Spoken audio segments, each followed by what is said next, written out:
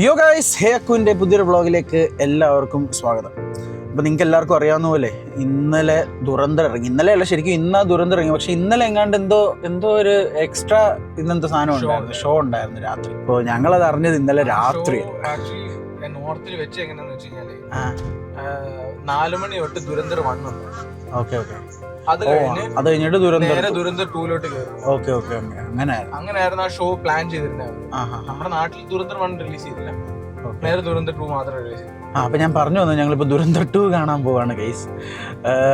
സംഭവം എന്ന് വെച്ചാൽ ഇന്നലെ 10 മണിക്ക് ഇവിടെ രാമരാജനുണ്ടായിരുന്നു, പുനലൂർ രാമരാജ് കാണിച്ചായിരുന്നു. പക്ഷേ ഞങ്ങളത് അറിഞ്ഞത് എപ്പോഴാണെന്ന് പറയാം, 9:30. പിന്നെ എങ്ങനെ പോകാൻ പറ്റും? അല്ലാതെ ഞങ്ങൾ പോയാൽ ഉറപ്പായിട്ടും പോയാൽ. അപ്പോൾ ഞങ്ങൾ ഇന്നിപ്പം പോവാണ്. ആകെ എത്ര മണിക്കൂർ വെച്ചാൽ 4 മണിക്കൂറുണ്ട്, ക്ലോസ് ടു 4 മണിക്കൂറുണ്ട്. 3 മണിക്കൂർ 51 മിനിറ്റോ അത്രയും കണ്ടുണ്ടോ ആ പടം. അപ്പോൾ ഞങ്ങൾ അങ്ങോട്ട് പോയിക്കൊണ്ടിരിക്കുകയാണ് ഗൈസ്. ഞങ്ങളിപ്പോൾ ടിക്കറ്റ് ബുക്ക് ചെയ്തേക്കുന്നത് പത്തനാപുരത്താണ്.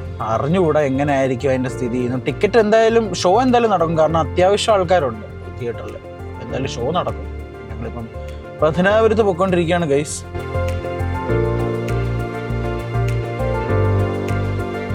പത്തനാപുരത്ത് പുതിയ പമ്പ് വരുന്നുണ്ട്. പക്ഷെ നമുക്ക് എന്ത് പറയാ, നമ്മളിവിടെ അല്ലല്ലോ അടിക്കാൻ പറ്റുന്നത്. ഇത് കണ്ടോ, ഫോറസ്റ്റിന്റെ ജിംനി.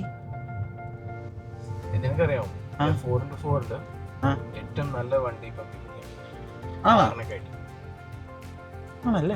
ആ ടെറൈനിൽ ഏറ്റവും ബെസ്റ്റ് വണ്ടി ഓടിക്കാൻ ജിമിനിയാണ്. പൈസയുടെ അല്ല, താർത്തോ ബീസിലൊക്കെ അല്ല. ഇപ്പൊ റാംഗ്ലർ ആണല്ലോ, റാംഗ്ലറിലും വിറ്റ് കൂടുതലാണ്. നമ്മുടെ നാട്ടില് ടെറൈനിൽ ഇത്രയും വീതിയുള്ള വണ്ടി എവിടെ കയറ്റിക്കൊണ്ട് പോകും? നമ്മുടെ നാട്ടില് ഇപ്പൊ നിലവിൽ ജീപ്പ്, മറ്റേ ജീപ്പില്ലേ, പഴയ ജീപ്പ് കഴിഞ്ഞ് ഏറ്റവും ബെസ്റ്റ് വണ്ടി ഓടിച്ചോണ്ട് പോകാൻ ജിമിനിയാണ്. ജിമിനി ഛോട്ടാ, വീതിയിൽ ചെറുതാ. അന്ന് അയാളും അത് പറഞ്ഞു. പവറും ഉണ്ട്. ഏലപ്പാറ ടോണിയും പറഞ്ഞായിരുന്നു കാറിനെക്കാട്ടി ബെസ്റ്റ് ജിമിനിയാണ്. അതുപോലെ തന്നെ ഞങ്ങൾ അന്ന് ഷിംല പോയില്ലേ, ഷിംല പോയപ്പോൾ കുഫ്രിയിൽ ഞങ്ങൾ പോയി. കുഫ്രിയിൽ ഓടുന്ന മൊത്തം ഈ ജിമിനിയാണ്. ബാക്കി ഒരു ഓഫ് റോഡും വണ്ടിയും ഓടത്തില്ല അവിടെ, ഓടുന്നത് full ജിമിനി.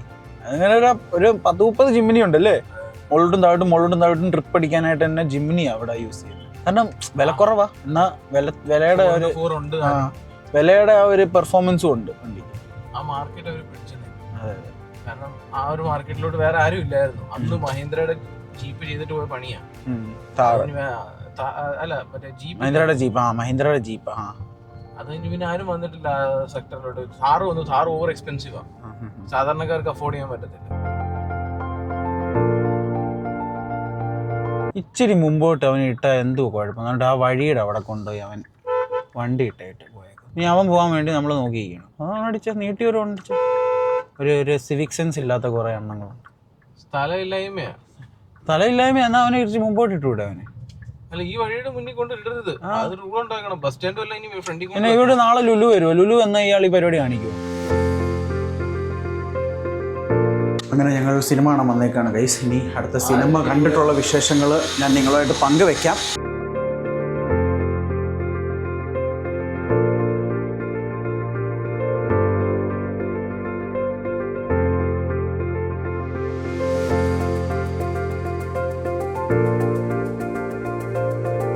A few moments later.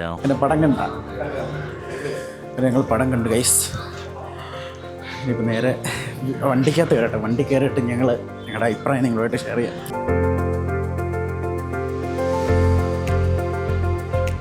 അയ്യോ, അങ്ങനെ ഞങ്ങൾ സിനിമ കണ്ടിറങ്ങി കേട്ടോ.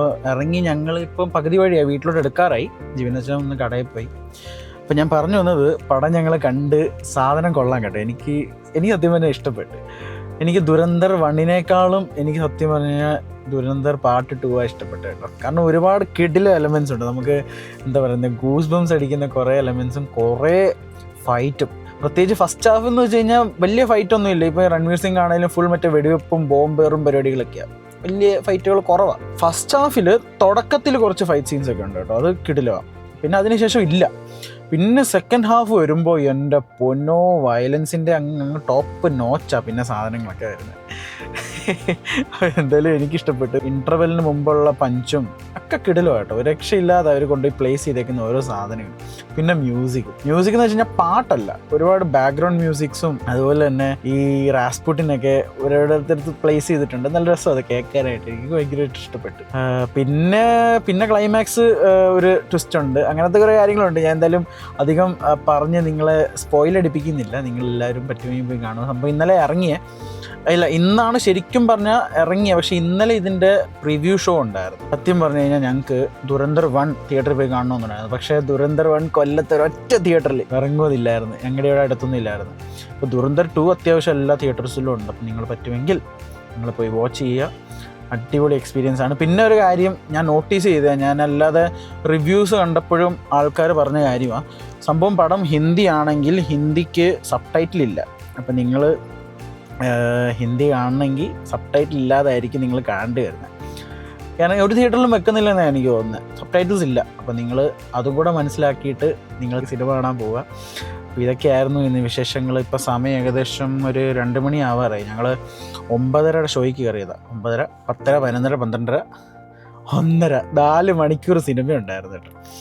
ഇപ്പം പോയിട്ട് വേണം ഒന്ന് ഉറങ്ങി എണ്ണിച്ചിട്ട് തിരിച്ച് ജോലിക്ക് കയറാനായിട്ട്. അപ്പോൾ ഇതായിരുന്നു ഇന്നത്തെ വിശേഷങ്ങൾ. അപ്പോൾ ഇന്നത്തെ എൻ്റെ വീഡിയോ എല്ലാവർക്കും ഇഷ്ടപ്പെട്ടു എന്ന് വിശ്വസിക്കുന്നു. അപ്പോൾ നമുക്കിനി എല്ലാവർക്കും അടുത്ത വീഡിയോയിൽ കാണാം. അതുവരേക്കും ബൈ.